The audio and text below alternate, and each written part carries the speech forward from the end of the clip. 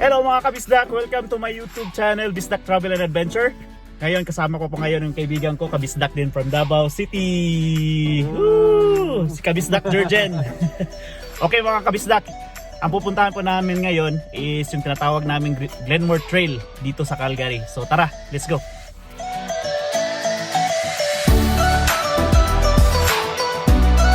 Hello guys, welcome sa vlog natin ngayon. So ang dadaanan natin ngayon, ito yung tinatawag naming Glenmore Trail dito sa Calgary City.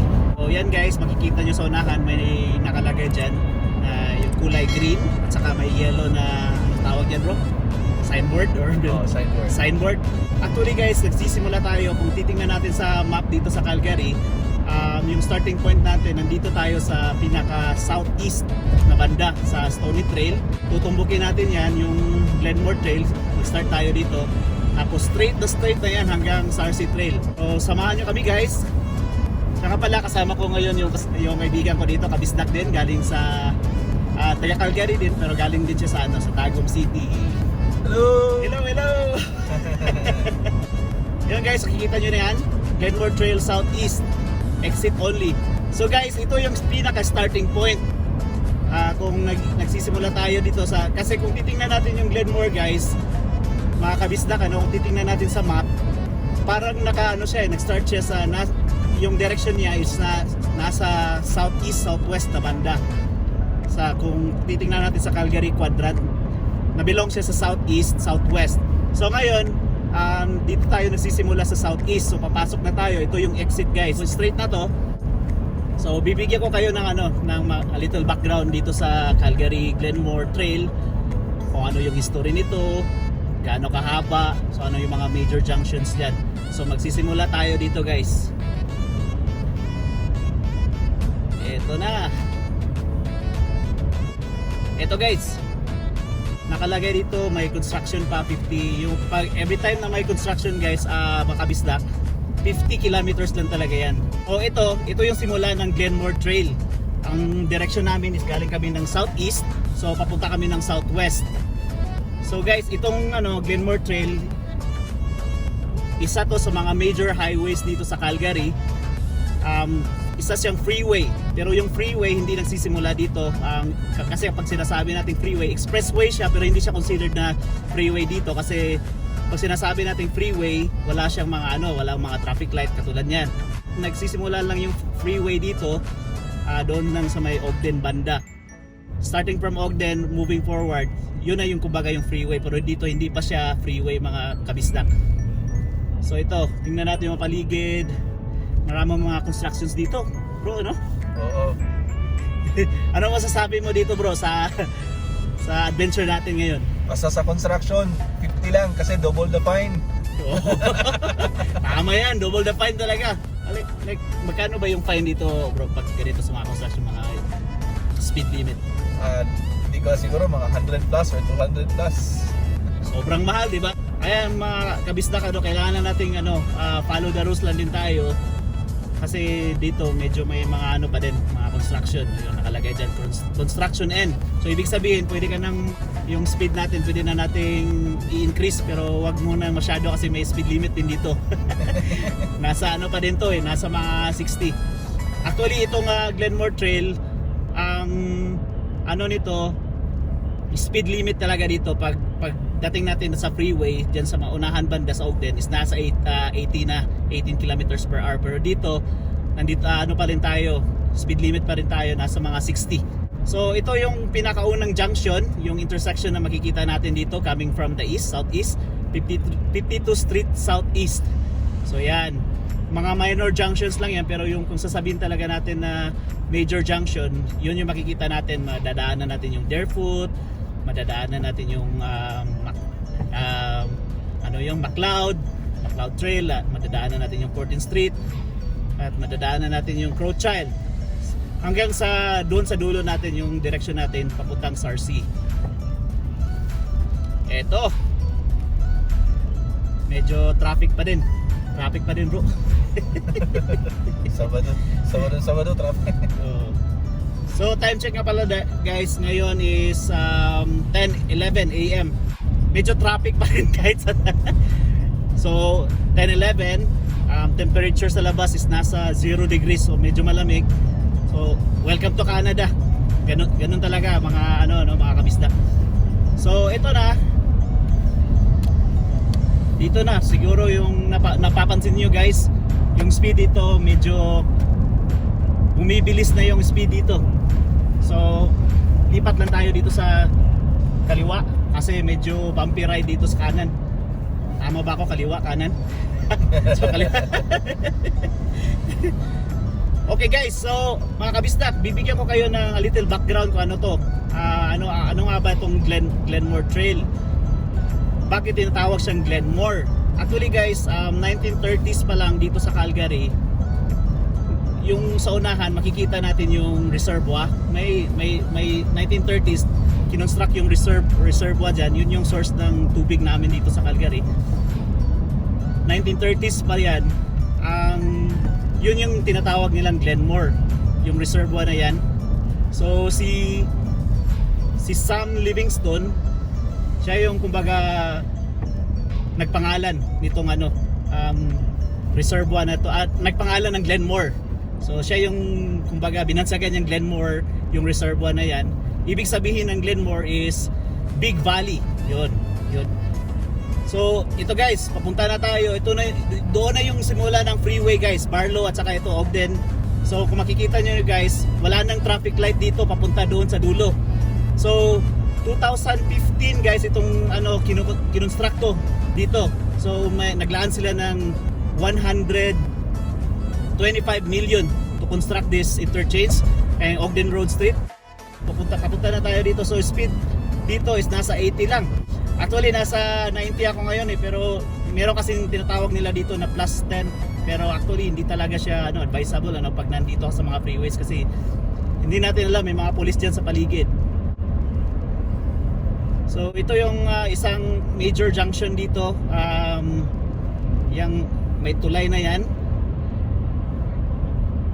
Quarry Park. So Heritage Drive. So ito Heritage Drive, Deerfoot Trail, Blackfoot Trail, yun yung mga major junction na madadaanan natin dito sa highway na to. Yung construction dito sa Glenmore Trail, actually nag-start yan siya sa nag-start yan siya during the 1960s pa. 1930s, ginawa nila yung reservoir, napangalanan siya ng Glenmore. Pero itong mga major highways dito, nag-start talaga ito sila sa during 1960s pa. Originally, nag-start siya doon mismo sa sa Sarcee Trail hanggang hanggang McLeod Trail. Kumbaga hindi pa naman sobrang dami ng tao dati, di ba, during the 1960s. Yung talaga yung pinaka first segment na dinevelop nila hanggang sa nag-expand. So actually yung original is coming from the southwest. Tapos yung expansion nila papuntang southeast dito banda. So ito guys, Glenmore Trail West. So straight lang tayo. So ito yung sinabi ko kanina na isa sa mga major junction na madadaanan natin. Ito yung tinatawag na Deerfoot. Isa din yung freeway na cover ko na yan dati. Kung gusto nyo panoorin nyo na lang sa mga previous videos ko. Tapos guys, paki-like na lang, share, press the bell notification button para sa future videos natin. Every time na may dadaanan tayo mga interchange, yun yung tinatawag nating clover, para siyang clover leaf. Yun yung design niya. Kung naka-aerial view tayo, every time na dadaanan natin tulad ng Deerfoot, eto may Blackfoot na naman. Kung naka-aerial view tayo guys, eto pangalawang junction dito, malaking junction, itong Blackfoot Trail. So kung titingnan nyo guys, kung nakatingin tayo sa taas, overlooking siya, parang yung design niya is clover leaf. Alam mo yung parang number 8 na yung design niya, makikita nyo guys. Yun yung mga major construction. Itong Blackfoot Trail, isa rin tong expansion during the 1980s. 60s, nag-start sila doon sa southwest. 1970s, nag-start na sila dyan sa paggawa ng yun sa may Crowchild, na may interchange din sa Crowchild, at saka 80s papunta na sila dito. So ito guys, mga kabisdak, madadaanan natin yung shopping center. Ito yung shopping center namin dito. Tinatawag dito is Chinook Shopping Center. So straight lang din tayo. So anong Sa McLeod Junction ito. McLeod Junction, yeah. So McLeod at saka ito Glenmore, nasa gilid lang yan, junction na yan, Chinook Center. Maintained by Fairview Management. Sila yung meron silang 200 malls all across Canada. So yung mall na yan, yun yung pinakamalaking mall dito sa Calgary. Yung isa kasi may mall kami dito doon sa labas, pero hindi na yung part ng Calgary, nasa Balzac na yun, yung Cross Iron Mall. Pero kung sasabihin natin na dito sa Calgary mismo pinakamalaki ito. Ito guys, ito yung tinatawag na interchange, na underground interchange, Glenmore Trail. Sa taas nun is yung yung 14th Street. So nga Elbow Drive or McLeod Trail. Actually guys, kung titingnan nyo, yung daan dito is parang pababa siya, no? Kasi 2005, ito yung pinaka-massive construction na nangyayari dito sa Calgary. May nilaan silang budget na 170 million just to develop itong lugar na to. Kumbaga, binaba nilang yung daan, parang yan sa bro, yung binaba nila. In-excavate nila. So may siya, may like 30 feet nung pag-excavate nila para siya malagyan nila ng bridge sa taas. So, ganun kamahal, 170 million, 2005, yun yung pinakamalaking budget na construction budget na nangyari dito sa Calgary nung time na yun, 2005, 170 million, 2015, 125 million. Yun yung budget for yung interchange doon sa Ogden kanina at saka Barlow. At ito, 14th Street hanggang doon, malapit na tayo sa reservoir, mga kabisdak, malapit na tayo. Kaya siya tinatawag na Glenmore kasi nga dumadaan tayo sa reservoir. Ito na yung reservoir natin. Kung makikita nito dito sa gilid, sa pagpasok natin dito, may total lanes dito papunta doon at saka pabalik, 8 kasi 4 sa kabila, dito 4 din. So 2005 na construct din ito. May budget sila dito na 57 million sa pag-construct nito kasi ang plano ng City of Calgary na ini-expand nila yung daan dito. Ito guys, so palapit na tayo. Actually, malapit na tayo banda dyan, na yan, Crowchild. So Crowchild was developed like mga 1970s pa. Yung na yan, interchange dyan. So ang lawak, no? Ngayon wala masyadong traffic. Ano masasabi mo dito, bro, sa mga sa daanan natin dito sa Calgary? Mostly yung mga sasakyan papunta sila doon sa going inner city. Tapos going tayo out of the city, outer tayo sa city. So kanina from southeast going tayo outer southwest. Yes. Kumbaga kung titingnan natin yung map, mga kabisdak, no? Lagyan niyo lang ng cross. Tapos north south. So nandito tayo banda sa south. Tapos sa south, parang nasa gitna tayo ng south. So nag-start tayo southeast, papunta tayo ng southwest. So ito, ngayon nandito na tayo, Eagle. Nakita nyo ba yan? Gray Eagle Boulevard. Ngayon ko lang nalaman na kabisdak, Georgian, no, na ito pala yung gray, may kasi dyan, may Gray Eagle Casino. Ano pala yan? Dati, kumbaga military barrack pa yan. Dati pala yung military barracks during the, I don't know kung during the World War. Pero kasi wala na siyang silbi, kaya yung area niya, ginawa nilang casino. Malapit lang din siya sa sa mga military museum. May military museum dito. Meron din papunta doon sa downtown. Doon sa Crowchild yata. Oo, sa Crowchild.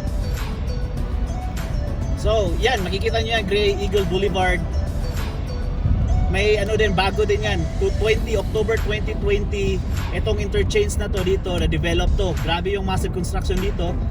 Naganap last 2018, nag-start sila ng construction. Hanggang sa ngayon, sobrang ganda na ng daan. Diba? Makikita nyo guys, 4 lanes po to dito. 3 lanes or 4 lanes. 1, 2, 3, 4. 4 nga. So, 2018, nag-start sila sa construction dito hanggang sa 2020, October 2020, ayun, open na siya sa public. Tapos dito sa left side namin may casino dito, yung tinatawag na Grey Eagle Casino. Yun yung kumbaga minamanage pala ng mga native. Yeah. Yung mga so guys, makikita nyo yan dyan. Yun na yung end point ng Glenmore. So ang gagawin natin, dito tayo sa Sarsi Trail papuntang north. So kung makikita nyo yung intersection dyan guys, may cloverleaf na makikita nyo. Hindi nyo makikita dito sa taas pero yan yung mga major nandyan. Yan na yung kumbaga pinakadulo ng Glenmore Trail Southwest. Okay guys, salamat guys, thank you for watching.